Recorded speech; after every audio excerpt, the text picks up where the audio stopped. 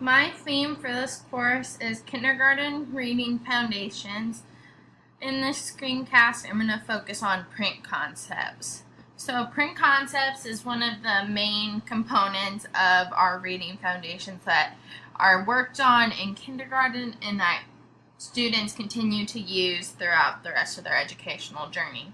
So in kindergarten, your students should be able to learn and identify the following: the front and back cover of a book, which you can see here, where the title of the book is located. So in this picture example, baby goes ba.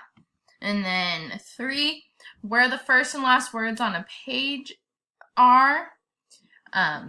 That you should be able to identify capital and lowercase letters, punctuation, and directionality, which directionality is being able to know that you read from left to right. You don't go from the right side of the page and move on to the left. So as you can see in the pictures here, let me zoom in.